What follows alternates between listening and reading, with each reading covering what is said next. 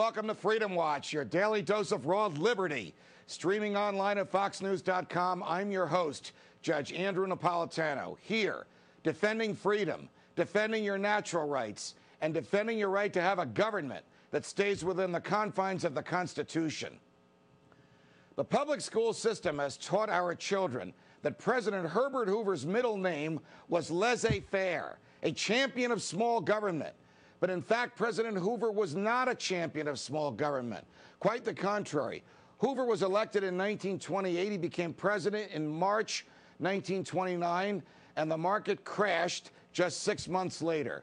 President Hoover actually made the Depression worse by doing some of the same things the current government is doing. He enacted ruinous tariffs. He gave away cash.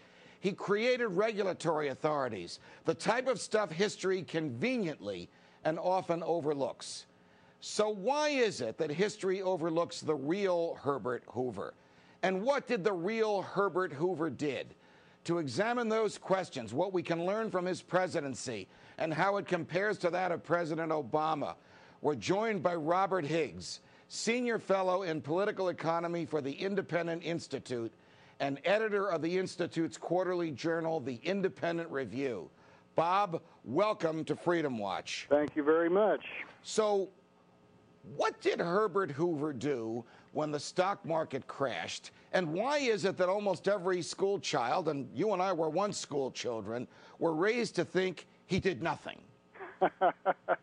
Well, first of all, I think it's important to realize that the way Hoover's reputation has come down to us has been shaped by Roosevelt idolaters, and they have had an interest in portraying Roosevelt in the best possible light and in a very partisan way in relation to Hoover. So just as they needed to deify FDR, they needed to demonize Hoover, and so history has been written very much in that way.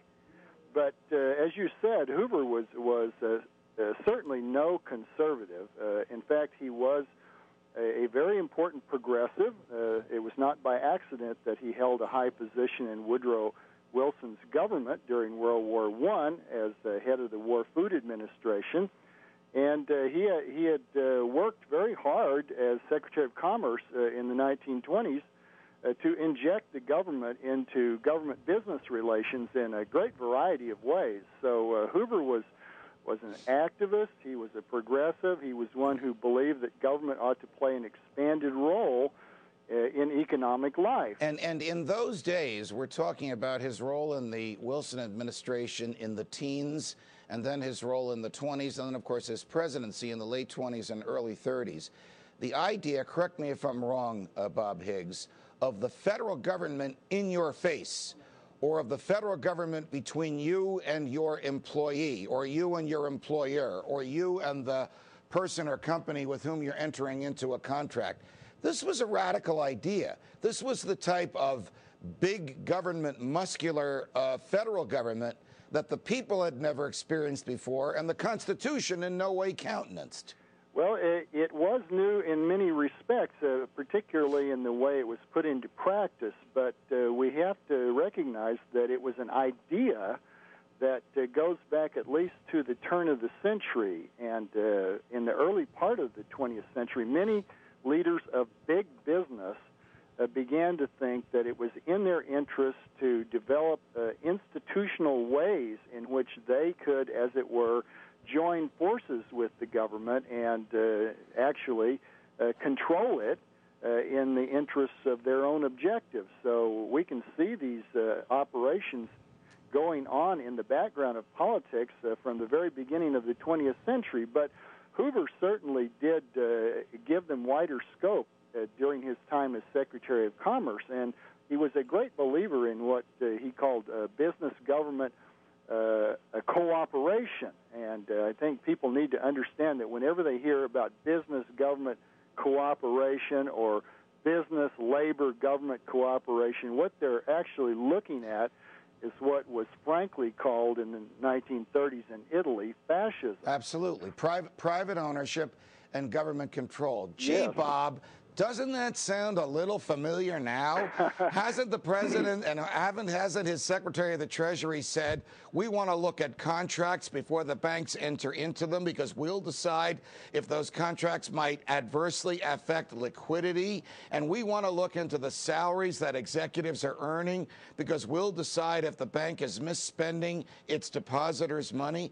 Don't these people learn from history, Bob Higgs? Well, they do learn, but what they learn is that by using the power of government, they can feather their own nest. And so they never really give up on that attempt or mission. And, of course, the big businesses have tended to be much more successful because they have a lot more money to throw around and influence politicians.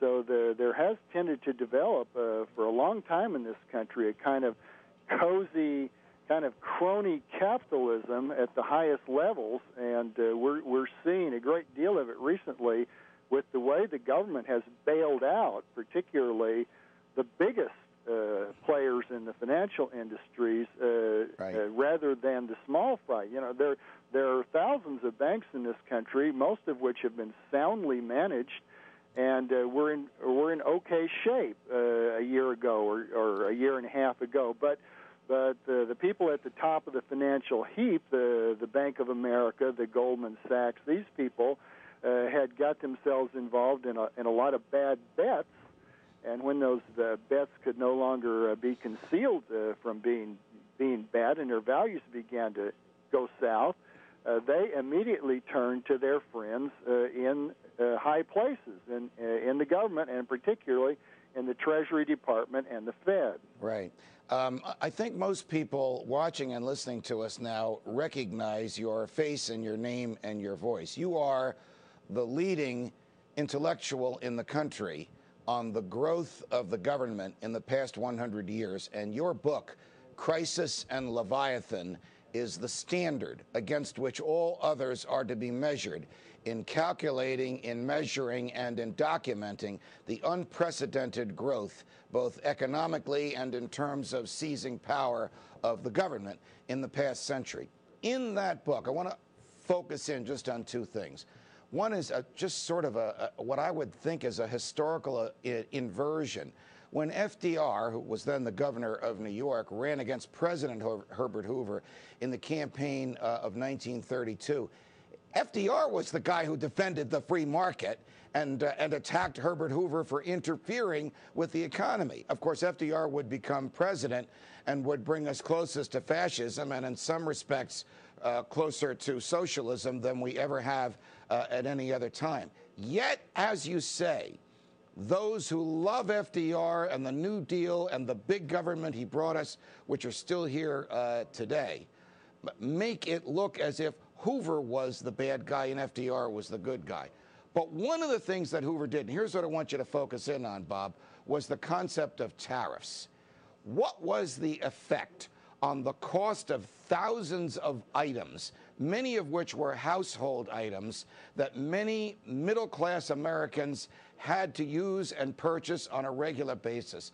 What was the cost to the price of those things as a result of President Hoover's tariffs?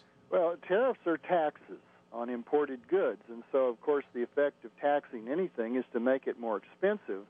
The SmootHawley Tariff that was signed by Hoover in the middle of 1930 and had been under discussion in the Congress for a year or more caused the prices of some 20,000 goods, many of them ordinary goods people consumed regularly, to be affected, and that is to say, to be increased.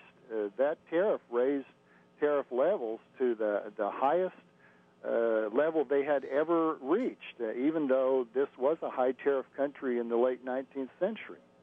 And is it true to say, Bob, that this ignited a tariff war, that in terms it became more expensive to purchase goods that were imported, and it diminished our ability to export goods because other countries imposed a tariff on us? Oh, absolutely. The SmootHawley Tariff, even before it was finally approved by the Congress and signed by the President, led a number of countries to take retaliatory action. And after it took effect in mid-1930, a number of other countries retaliated as well.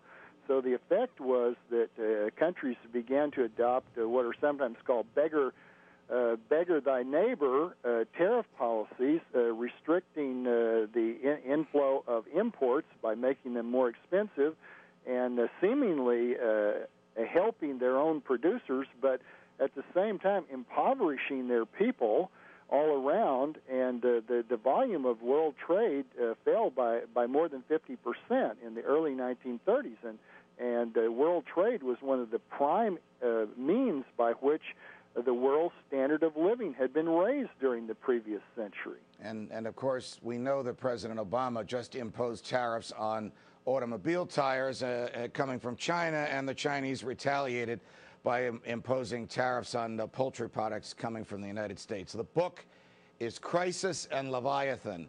My guest is Bob Higgs from the Independent Institute. Bob, it's a pleasure. Thanks for joining us on Freedom Watch. Well, thank you very much for having me, Judge.